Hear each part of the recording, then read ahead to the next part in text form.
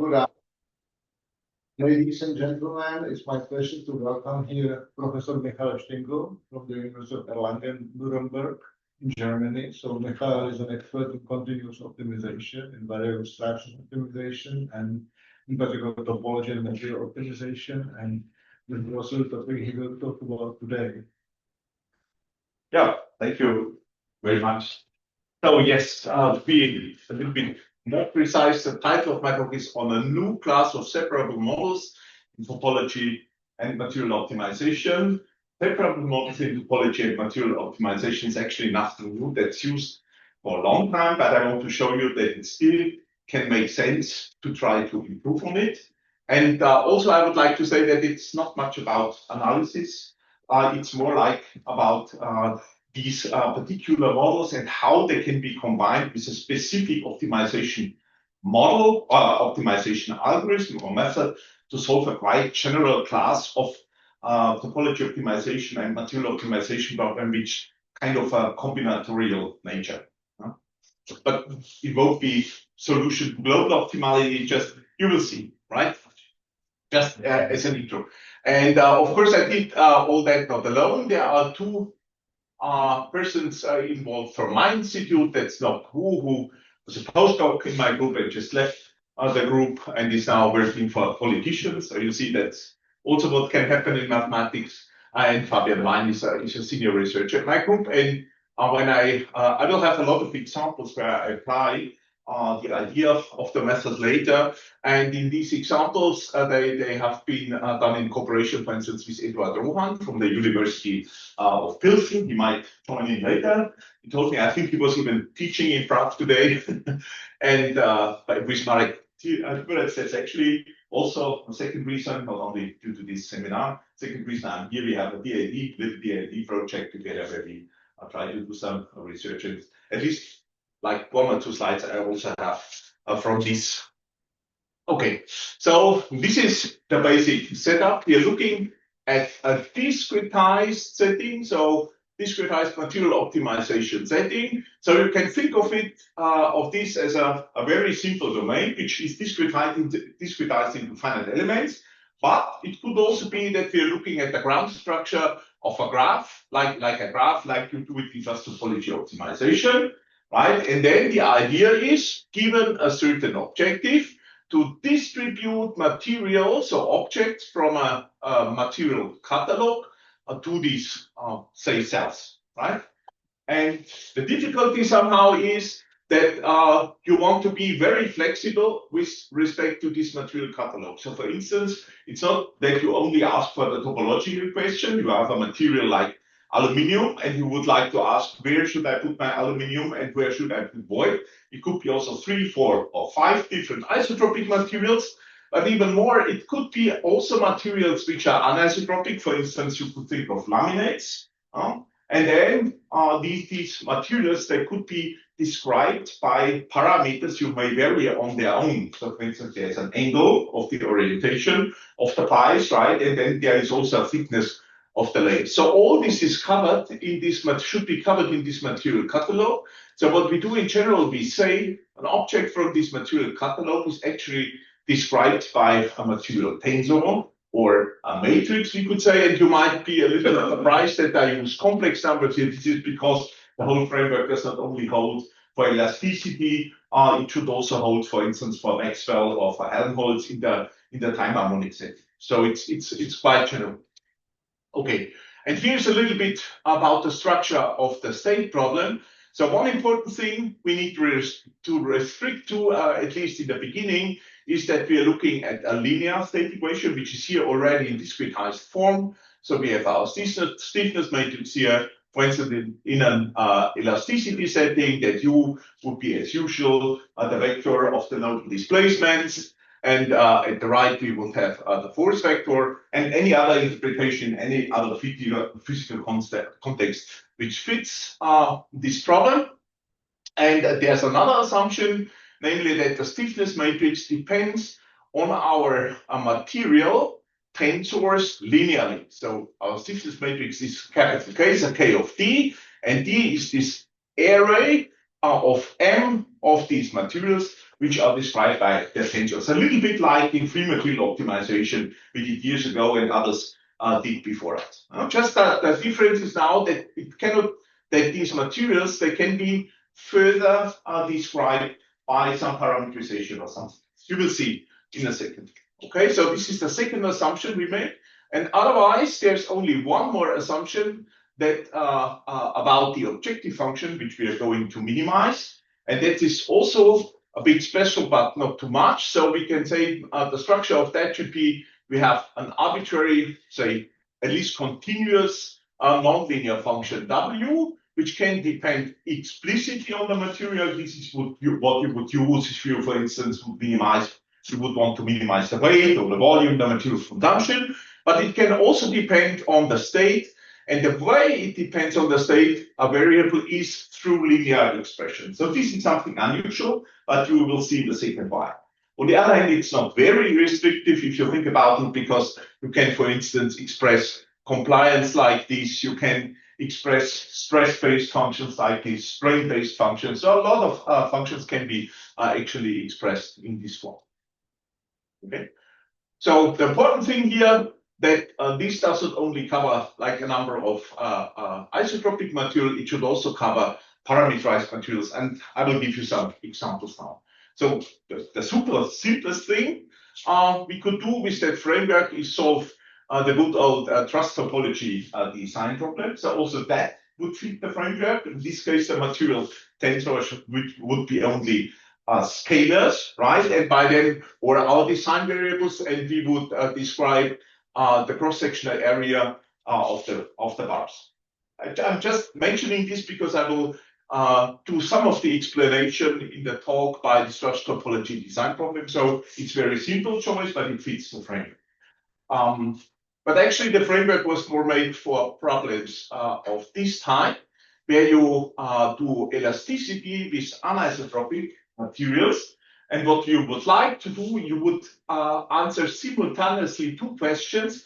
When one is the topology, so you're given an anisotropic material, ideally with a preferred stiffness direction, like a laminate, right, which is much stiffer in one direction than in the other direction, right? And then you would like to answer two questions simultaneously, one of them being where to use material at all in that particular load case, and the second one, how to orient the material at each point in your design domain. Okay, so then such our design variables, the capital D's from the previous slide, they would be the elasticity tensors. Typically, we rewrite them as matrices using Vogt's notation, but I mean, that's not so super important. But each of these material tensors would then be parameterized, could be described by a formula which depends on a variable rho, and that scales the material, somehow the Young's modulus of the material. So if it's 0, no material is there. If it's 1, we have material, right? And an angle phi, which tells us about the orientation of the material. So that's a typical example we can treat by the approach. Then we can also go to multiphysics. So this is an example from Poirier elasticity we solved together with Stingl Rohan from Pilsen. So here the idea will be that we do two-scale optimization, and we have two different types of microstructures. So one will be such a cell where here the yellow thing are channels where the fluid can pass through. And then we have a second type of microstructure where the fluid is completely included, so it's enclosed in this ball, and it cannot be connected to some of the adjacent cells.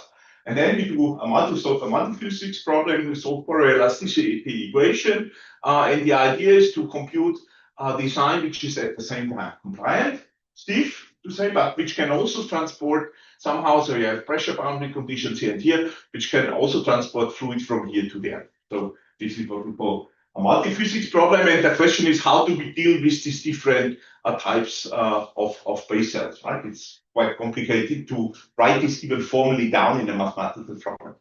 Okay, and then finally, that's the problem I'm looking at with Marek. So what we do here, Marek created a rich database of microstructures, giving us quite performant orthotropic materials. So microstructure we essentially store as pictures, right? As pixel pictures. And for each microstructure, we know the elasticity tensor, and they are computed in such a way that they have a good relation between weight and stiffness. And we have this catalog, and we have like 400,000 different tensors in this catalog. And this is a discrete set. And now we think about that picture we had here. We might have like 500 finite elements, automatically into 500 elements. And in each element, we would like to decide which microstructure to take. And beyond that, we would even want to be these microstructures somehow connected. Yeah, again, something which is not that easy to write down precisely in mathematical terms, but will be covered by our approach.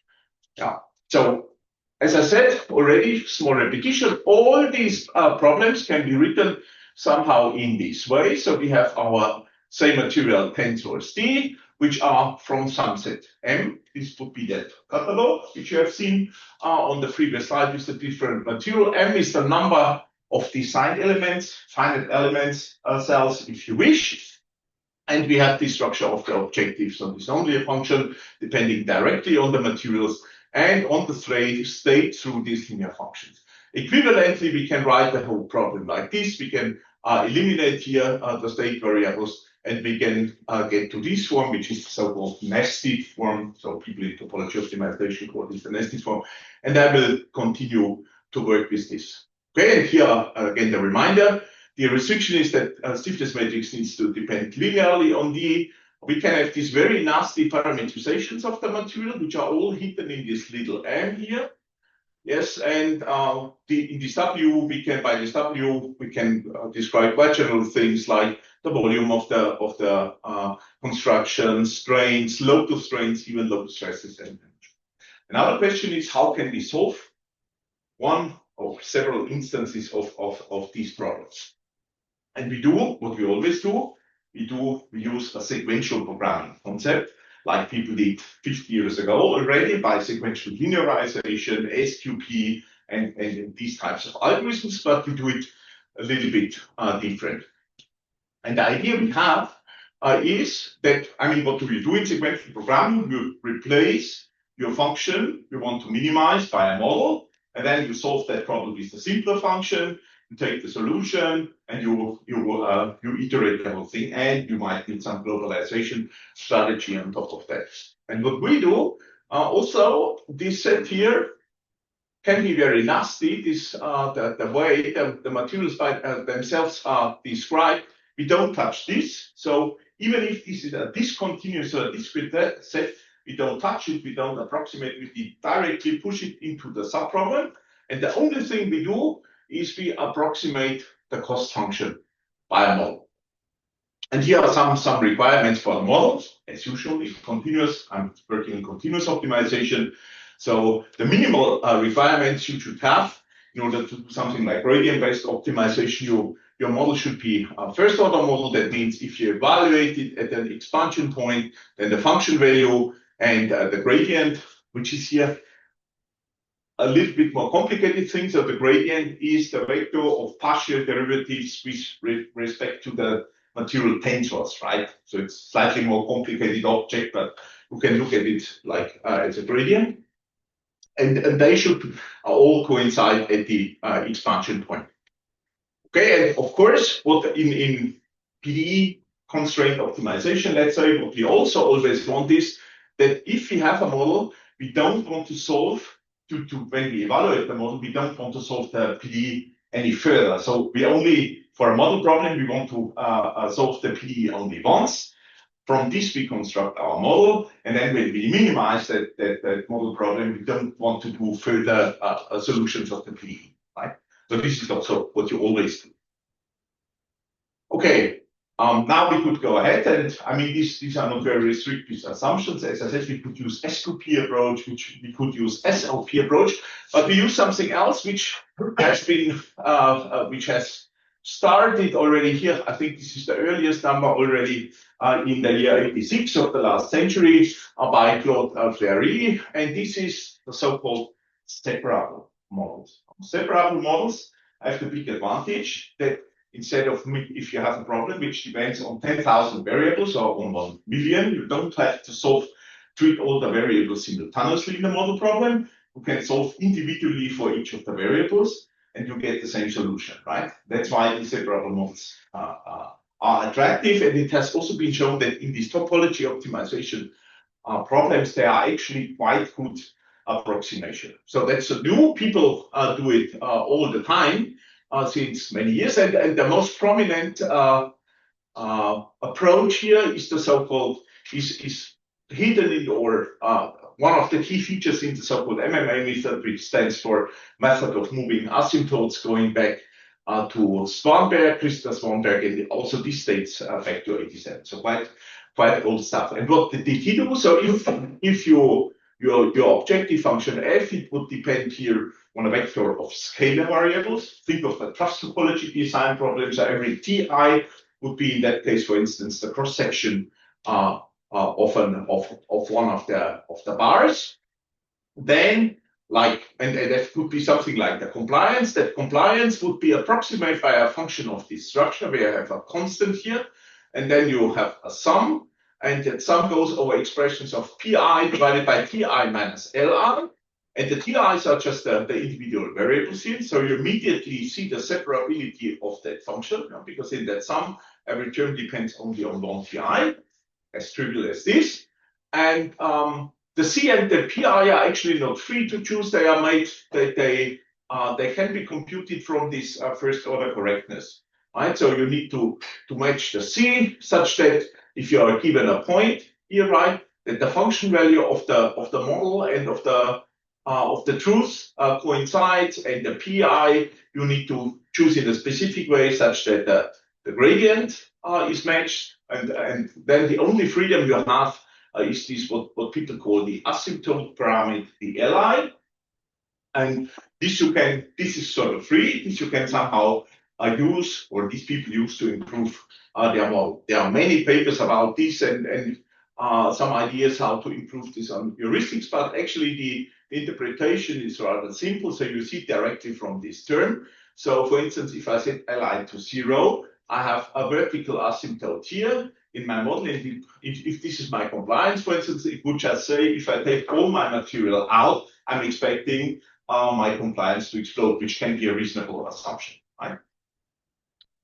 Good. So this is all done.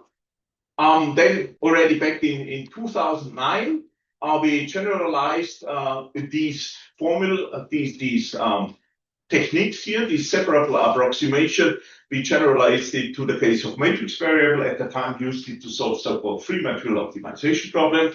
And today, I would like to go a step further and ask, in this general setting we have been discussing on the first slide, is there actually something like the best separable model you can choose, right? So for instance, in that model, you're already restricted to that form.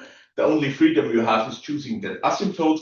But is there even a way to say what the best asymptote is, in the sense of getting the best approximation?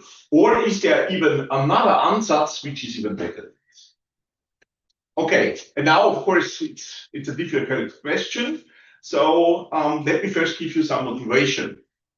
So so this is just a cartoon. So, but imagine you have again a 2D elasticity problem, and you have some forces, you have some Dirichlet conditions that you fix your object somewhere, and now in every cell you're allowed to do exactly these choices. So this is our material parameterization. That means I can say I want to have a material, which is here, or I don't want to have material. So that would be multiplying this multiplication by this row here with a 0 or a 1, and then we do a relaxation as usual, and we penalize this.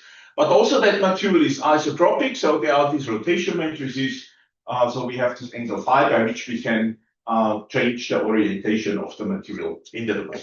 And now, so these are numerical computations. What we did here, we fixed for a certain scenario, which is not so important here, we fixed all the materials, but in one element. And then we plot the compliance of that function in that one element over these two parameters, right? So we can change this row from 0 to 1, and we can change this angle phi from 0 to 180 degrees. And this is what you get. So you get this kind of smooth landscape, a scape of combined values, but at the same time, you see that this is really a non-convex landscape. And somehow these separable models, which have been using in the past in literature for good reasons, they have always assumed to be convex approximation. But if you use, for instance, if you're sitting in that corner here and you do a convex approximation, which would typically overestimate locally this function, you could never find your way down to this, to find the best kind of solution for that simple problem. And that sort of motivated us to go a step further and ask, can we even use non-convex models? And then our answer to this question, what is the best separable model would be, the best separable model you can choose is a model which is not even a model if you vary, as long as you vary only one design element at a time, right? So if you fix all but one variable and just change one, this one, the material in this one, say, finite element, there shouldn't even be an approximation. We don't plan to make an error. Okay? And it turns out that such models, they can be tractable. And actually, the whole tool, we need to compute it. So this is a little exercise here. I will walk you through is a very old formula, also the Sherman-Morrison-Woodbury formula. So we look at a slightly simplified case. Why is it simplified?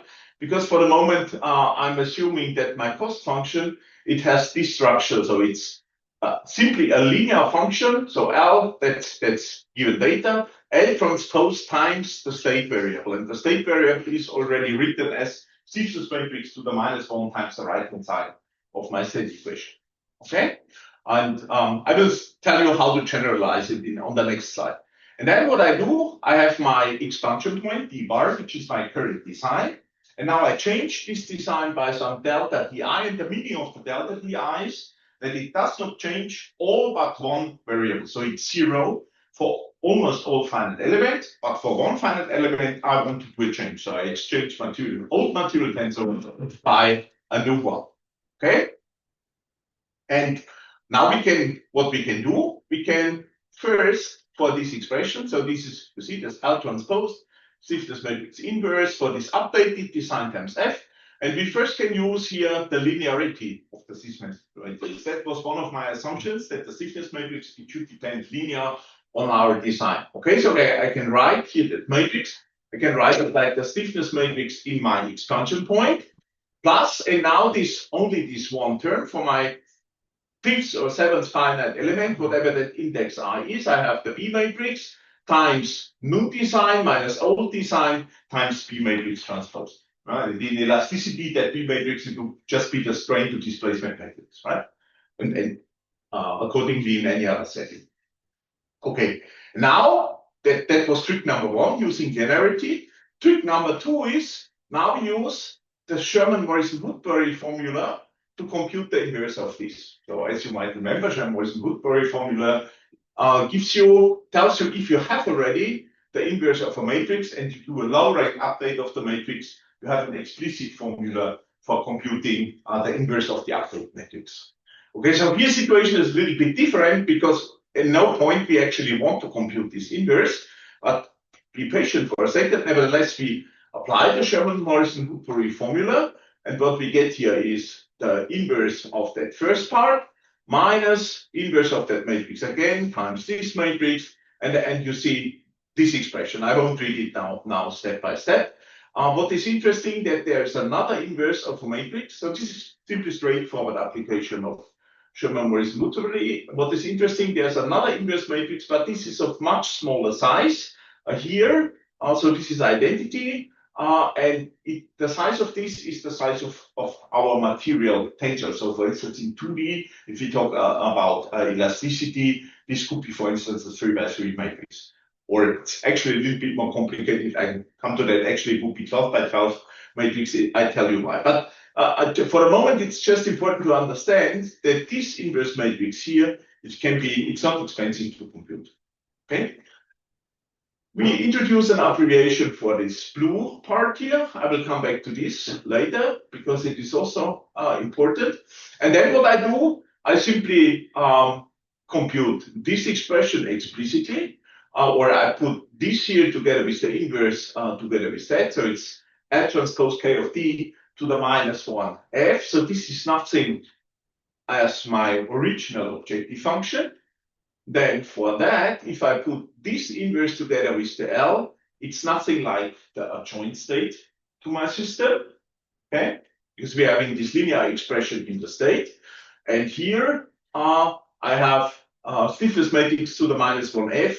This is nothing as my state solution. So you see, looking, exploiting all these relations, I see that all the inverse matrices disappear from here. I don't need to compute them for this. And from that, I get this formula, which is here now function value, my function value, compliance, whatever it is in the expansion point, minus a joint state times this matrix here. So these are just B matrices. This is a nonlinear matrix function of small dimension times Pi transpose times my state. Okay. And this now I put together to a model. Okay. By summing over all these expressions for all elements, this is what happens here. And I mean, if you are used to computing gradients with respect to matrix variables, then you can also see that I can somehow put this term here together with this term, and then this is nothing but the derivative of that linear function L transpose U with respect to my ith matrix variable. Okay, and if I know that, then my separable model, my exact separable model, it becomes this function value in the expansion point, in the old point, times a sum over all my design elements. And here, this is the Frobenius inner product here with my partial derivative, which is the derivative to my ith, the immaterial tensor in the ith element, times this nonlinear matrix function, which kind of has a hyperbolic nature. It looks a little bit, in matrix space, it looks a little bit like this 1 over t function we have seen already in this MMR model on the previous slide. Okay. So this is an exact separable model. And you see, we can derive it. The question is, I mean, it's very easy to show that it's first order correct. So it resembles the function value at this expansion point t bar and also the gradient. It's first order correct. The question is, can we afford to compute it? Is it tractable? Let me postpone this for a second somehow. Sorry. Can somebody help me because or maybe I need to press here. Get stuck.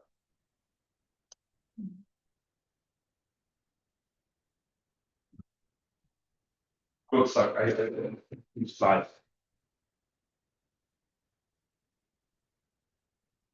Yeah. What did you do?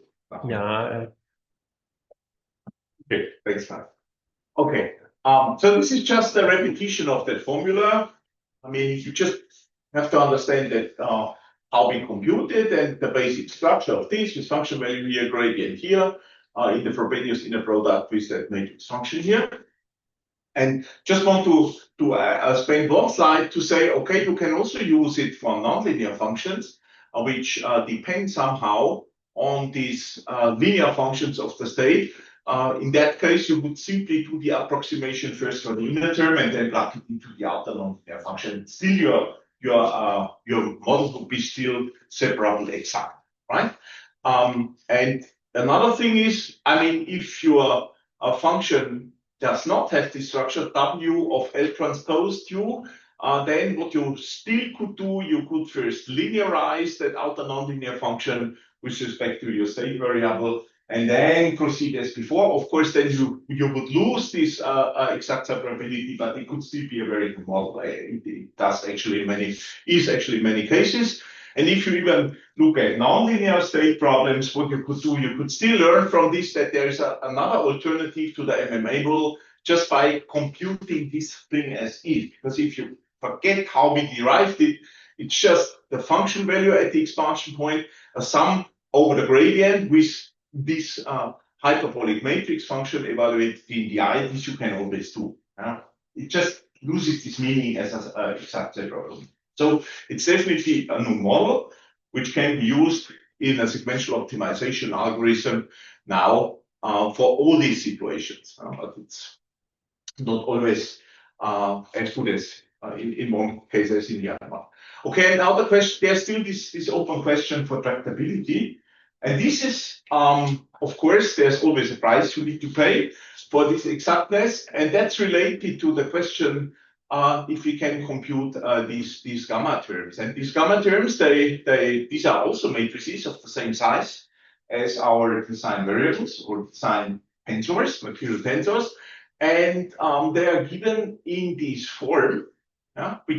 We introduced this abbreviation, and so we hide it a little bit, the difficulty by that, because to compute them exactly what you need to do is you have to multiply the B matrices from the left and from the right to the inverse of the sequence matrix. And of course, if you need to do this for every element, you need to know every single entry of the inverse of the sequence matrix, which is of course super expensive. So for instance, in linear elasticity, that has a quadratic complexity in terms of the size of the matrix.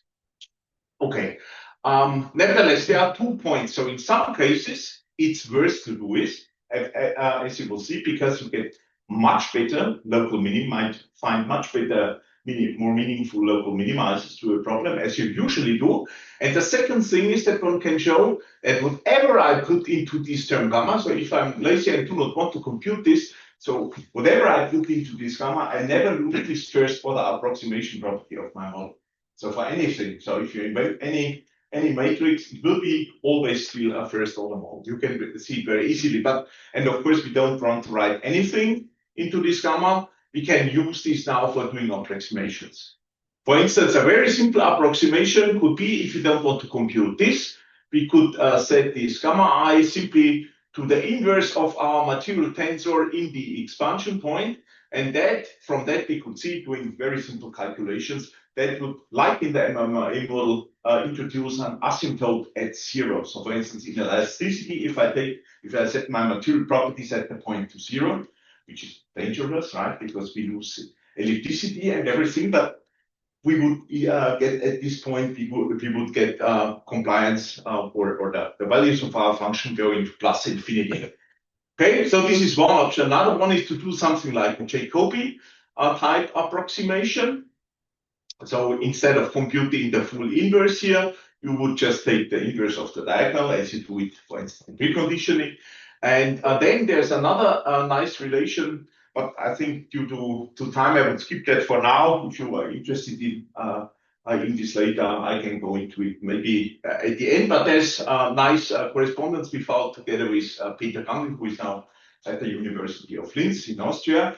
And with him, we actually showed that if we do that approximation with the Jacobi, that we just take the diagonal of this inverse here, then this corresponds to a situation we find when we work with topological derivatives. So if we compute a model which is based on topological derivatives in a 1D setting, we can even show that from this we get exactly the same model as here. And in 2D, we can even show that we can even exploit this idea to further improve that model. But maybe I will skip that for now, because so that's all about this topological derivative idea. I'll jump over it, and if you're interested, we can talk about it later, because I think it's more important to go to the examples to see how the whole thing is working.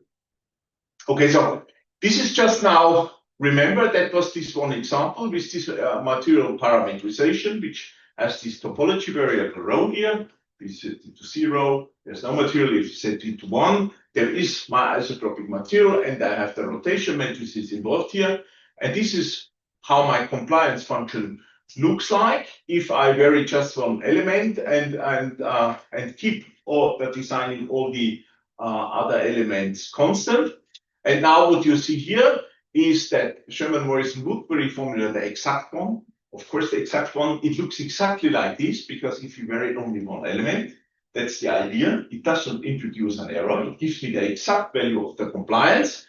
And this is, for instance, the upper one here is what we get if we use the Sherman-Morrison for a diagonal approximation. So you see that even with that model, we pretty closely resemble the nature of that function. And that means if we can solve that subproblem with these models, there's still hope that if we, for instance, if we start here for this element, we can find a way down through this point.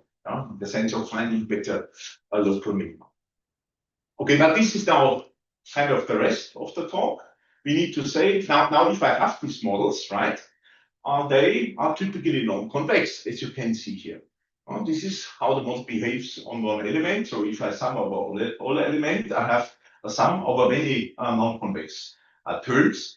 So how can I actually solve this model? And the good thing here is that our model is separable. That's what I said in the beginning. So when we minimize a function over 1,000 design elements, and each of the design elements depends only on two variables, and due to separability, I can split the model into 1,000 problems. It's not so hard to solve a 2D problem on a bounded domain to global, at least approximately to global optimality. So this is somehow the trick here. But we need to solve these models to global optimality.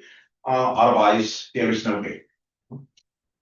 Okay, so now that's the last theory slide, and then we come to the algorithm. So this is just thinking a little bit about from a theoretical point of view. Is it worth to use this exact separable model as models? Is there a gain? And this I would like to mention two reasons why I think this is the case.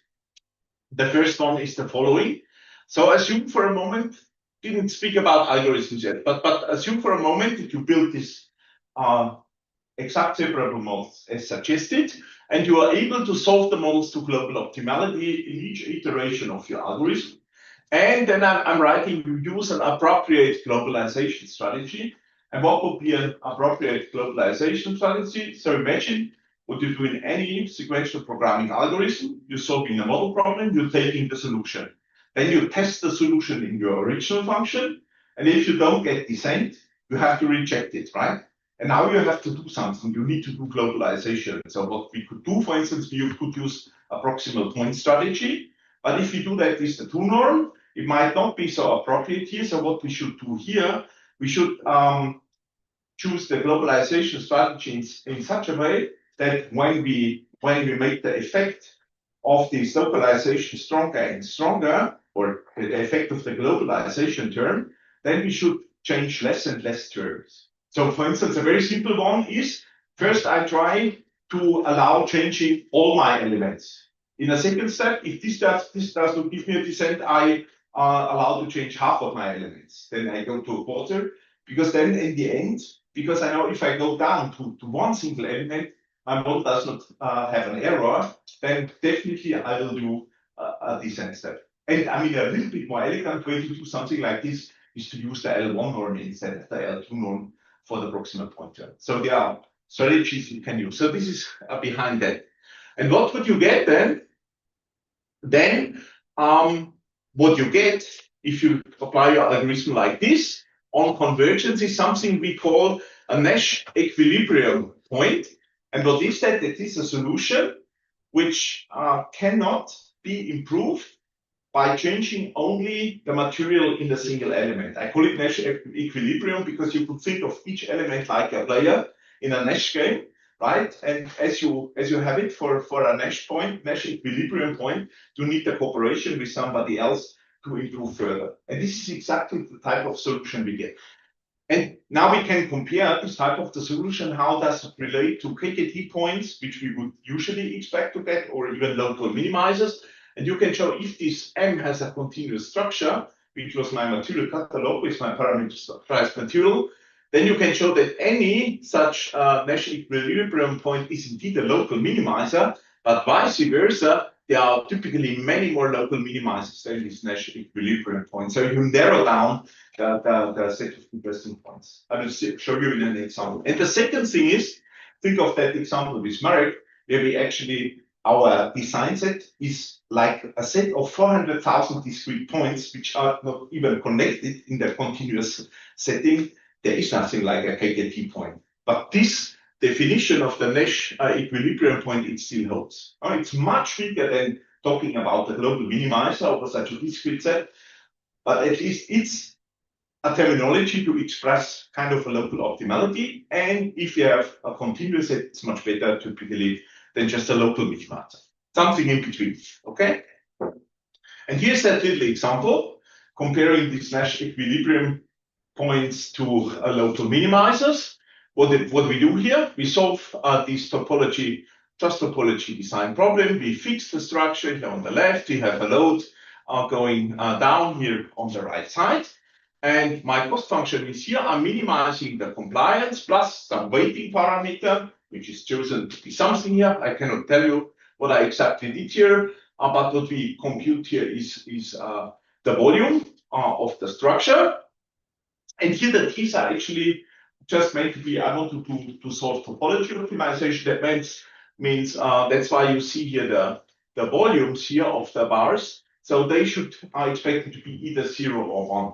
Of course, we cannot, in a continuous optimization problem, it's not easy. So we need a discrete structure. So what we do, we add another term here, which is a concave term, Ti times 1 minus Ti. And it's clear that if I choose that penalty parameter for this term large enough, then I create only local solutions in 0, which I can let me repeat. So I can choose gamma large enough such that all the solutions are clear 0-1 solutions.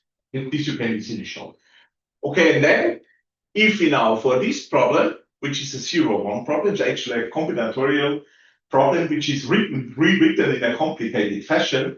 If you compute the local minimizers, we get like 170,000 local minimizers for this problem, which is actually not a surprise if you think about it, because every 0-1 combination is a local minimizer in that problem. That's the typical difficulty about trying to solve combinatorial problems by continuous optimization, right? But even if this seems crazy to do it like this, if you look at these Nash equilibrium points, there are only 204. And if you look at the best, the solution with the best function values here for the local minimizers, I mean, of course, the global minimizer is among them, which is, by the way, this structure here for that problem. But you see that there are also local minimizers which are off by like 60%. Which is super bad. And the average function value going over all these 170,000 points is 80.37, which is still like 30% of the global minimizer. And if you look at the same for these Nash equilibrium points, the situation is actually already much better.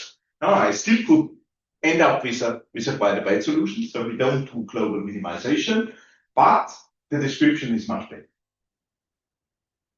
Okay, so this is just giving it a meaning. So why is it worth to invest on this? And now I still did not tell you how we actually now do solve that subproblems to approximate global minimality. And this is now where it's getting very much brute force. But I mean, maybe somebody has an idea how to do it more elegant, but in my opinion, it's just the right thing to do. So what are we doing now?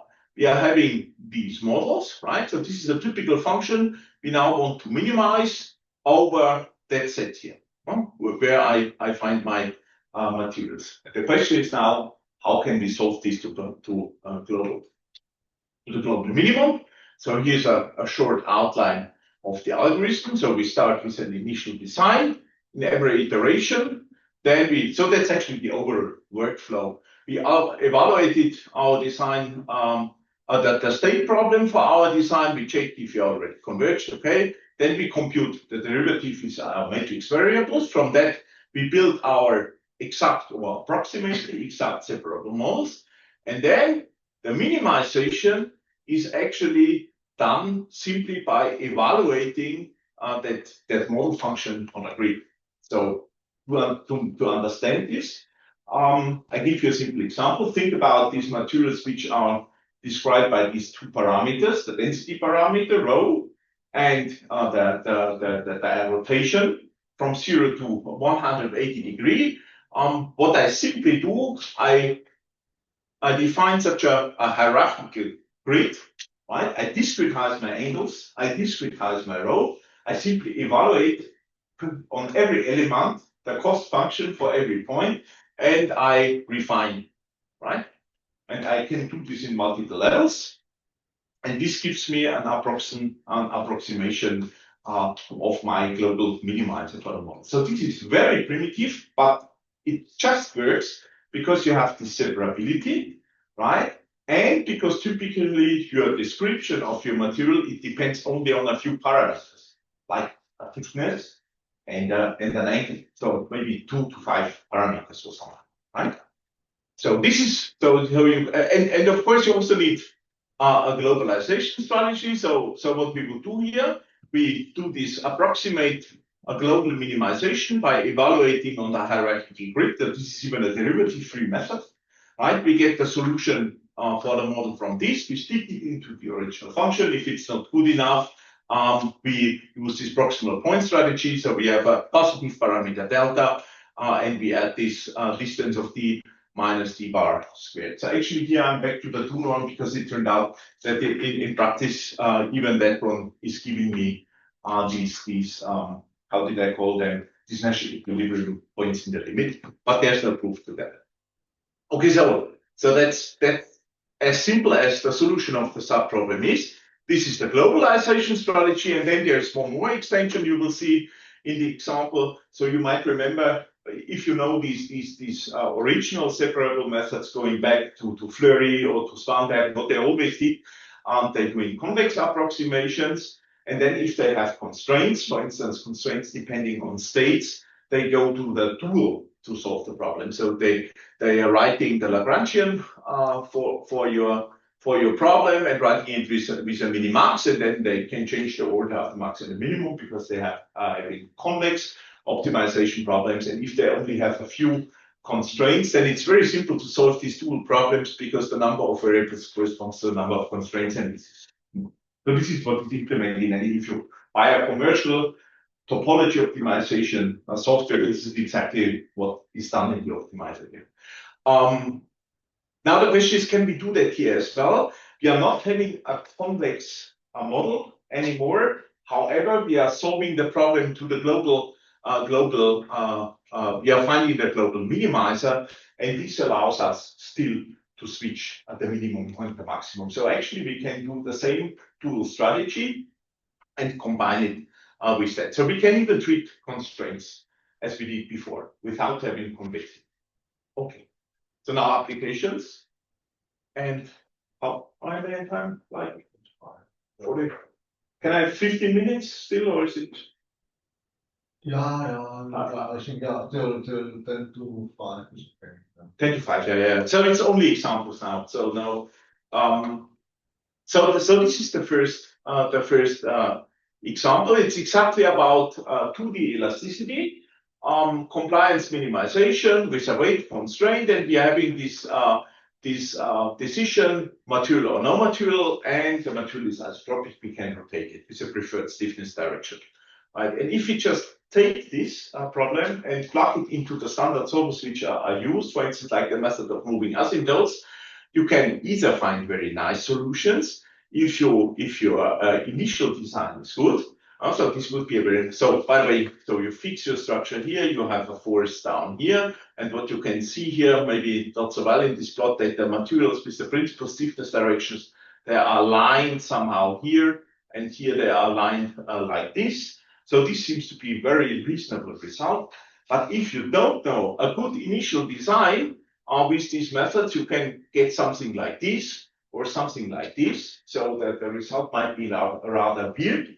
And then you could say, okay, what I can do, I can smooth my angle field, so the orientation field, by some filter techniques as people do. But then, I mean, you get a little bit nicer example, but what you find is that still, if you evaluate these results, you are like 50% off without the smoothing and still 30% off with the smoothing. So that doesn't help. You need to know a good initial design. And this is because you get stuck in two local minimizers. Right?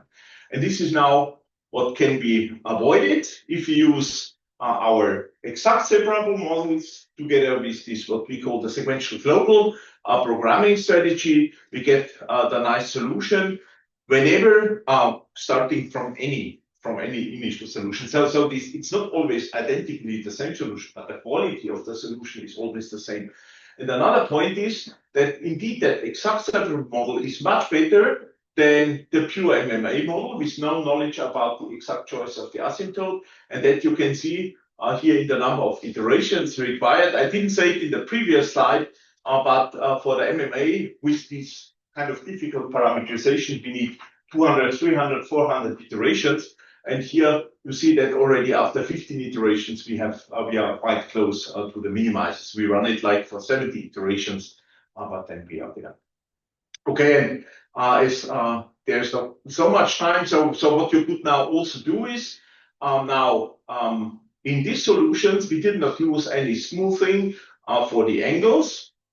So what we could do, we could introduce something like a smoothing function for the angles as well, because if you want to manufacture such a material, and there's a zoom, there's a close-up, right, at these points where two different elements in our structural solutions meet, right? So here you see that somehow the direction coming from here, the direction coming from here, they are running into each other, but then you have kind of a random orientation where they meet at the interface, and you could try to make this more smooth.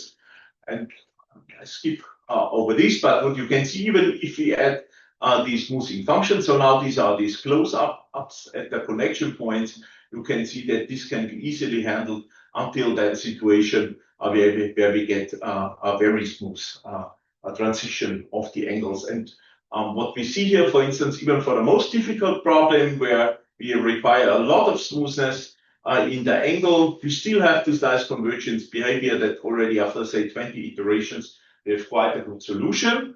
And this is the Pareto front that also tells us, so for setting up different goals for the smoothness of the angle field, and in this axis you have the compliance, and you can see that the smooth solution in cost side, something like 7 to 8% in the compliance, but might be a way better manufacturable. Okay, yeah, so I really underestimated a little bit time, so let me go quickly.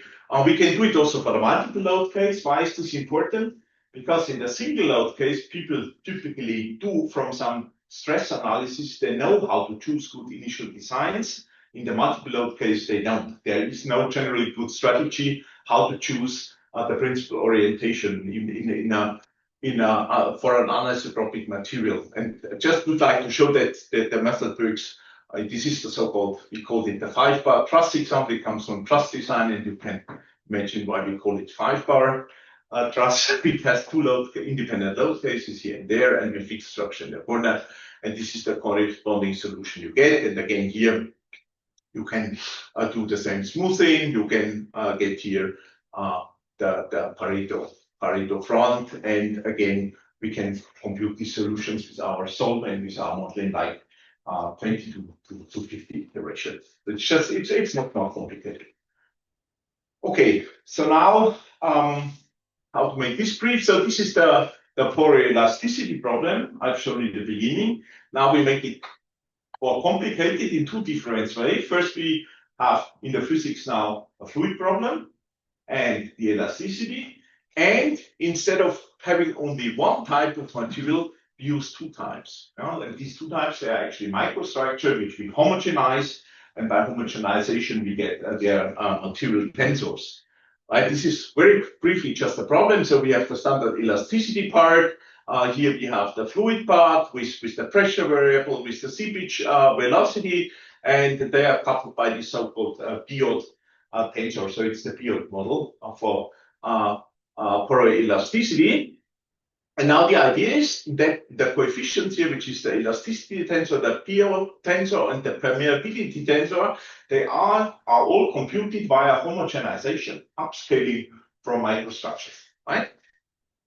And then we use two different types of microstructure. One is one where I have these thin channels, and I have continuous parameters, which vary actually the diameter of the channel. And the other one is the one where the fluid is included, and I have just one parameters. So even the description is different because for this I allow for the variation of 2 channels, and here is only 1 diameter. And I want to handle this both in one problem. Okay, then here's a little bit what we need to do to prepare the computation. So in the offline phase, what we do, we compute all these homogenized coefficients. So for all the microstructure we do, homogenization, get our permeability, our elasticity tensor, our coupling tensor, and then we do some we do this on a grid, then we do some interpolation, which we can do in a very smart way, but I don't go into this, right? And then we have this parametric description of our materials. So our catalog is ready, and then this can be all done offline. And then in the online phase, we just have to solve an assignment problem of similar type as before, just because every material is again described by a material tensor, which is now a little bit more rich because it encodes information about the stiffness, about the permeability, and about the coupling. Right? And then this is the same, more or less the same algorithm. There's only one change here. So this is the same workflow as before. This is that in an offline phase, we have to pre-compute all the homogenized material properties. And then there's another important change here. Remember our brute force solution. So what did we do to solve the find the global minimizer for the model problem? We just tried out we tested our objective function in all points, right? So now we have 2 different types of microstructures. So what we can do, of course, we just first evaluate all points for the first microstructure, then we evaluate all points for the second microstructure, and we take the one with a better function value. So, I mean, that is not more expensive than before. And the thing is, we have a derivative-free optimization strategy here, so we don't need any structure in that. Okay, and then just to show you, this is the result. So that was the 3D example we solved here. So there's a pressure inlet, a pressure outlet for the fluid. There's a load, and we fix the structure here. And then we do an optimization, which is a weighted sum of the compliance. So this is the compliance plus the flux through the outlet boundary, right? And what you can see here is that, again, we can solve this problem pretty well in only a very few number of iterations, despite its complexity. And what you can also see, so this is an attempt to visualize the optimal design. So here the crosses are now the channels. So actually it's a matrix, it's a material and a full material, and you cut in these channels. And the thicker a line, the thicker is the channel here. And at the same time, we're allowed to choose the orientation of the channel, right? And the important thing which I want to point you to is that this is the optimal, this is the design after only doing one iteration, and this is the optimal design for this problem. And what you can see here, if you just do eye inspection, that they are already very close, which again shows somehow the strength of these new separable models. So here we are actually solving only one model problem, and we go already down like here, significantly down, and we can already see the structure of the optimal solution. Of course, we need to run more iterations, but it's already very instructive what we get from only solving one problem. Okay, and then we did a whole Pareto optimization, and now it depends on if you put more weight, for instance, to the flux part. If I am up here in the Pareto front, of course, I get a solution in which all channels are open. And the orientation of the channels is just to guide the fluid through the structure. And then I can add so far I just use the one cell type. Now I can add the second type, which is depicted here by these little dots. If the dots is large, that means that fluid which is included in that bubble, the diameter of this is larger. But of course, if I want to have a stiff structure, this inclusion should be small, because then I have almost solid material. So if I'm down here at the Pareto front, for instance, I would use only that simple cell because it's almost solid material. And the more I go up the Pareto front and I favor the flux through the structure, I get mixtures like this, right? And that so it should simply, it's all very big, but it should simply show that it's technically absolutely no problem to mix from 2 completely different types of micro designs in that algorithmic frameworks. And then last minute, very last example. So coming back to what I do with Marek and what we did here. So actually, it's also about, it's now about pure elasticity again. And what we want to do, we want to somehow like, when we did this solve these FMO problems earlier, there was always the question about the interpretation in terms of microstructure, right? So here we do something similar. We directly work with the microstructure, and we want to somehow create a connected global structure which is made out of many microstructures. So what Marek actually does, he computes a material catalog of approximately 400,000 orthotropic microstructure by inverse homogenization, and they are optimized for stiffness with a given weight, so they are somehow performant microstructures. And then what we do, we use again this framework, we do our exact separable model, right? And then it means that, so this is, for instance, what is it, a 40 by 20 discretization. So on the macroscopic domain, we have 800 design elements, which is not a lot. That's quite a coarse thing. But for every element now, we need to test our model for this discrete catalog of 400,000 choices, different microstructures. But it works. It's a discrete set, discrete material catalog. And what you can see is, even with this discrete structure, we do not even know how to move from one of the microstructure in a continuous way to the next one, because they are all just a bunch of tensors you have in the memory. You can get again the same kind of the smooth behavior of your objective function, and you again need only a couple of iterations, which is thanks to that very good properties of these exact separable models. So there are many things which we could discuss and explain here, but you're already tired and I'm as well. So I think that is a subject for an extra talk. Okay. Okay, this just shows that we can even improve on the connectivity of the microstructure using a smoothing strategy again. But I think I would like to leave it with that. This is the end. Thank you very much. Here are 5 papers which were all addressed in the presentation. The last paper about this collaboration with Marek is not out yet, so we are still here working hard on it, but maybe there's a pretty soon. Thank you very much, and I hope it was not too boring.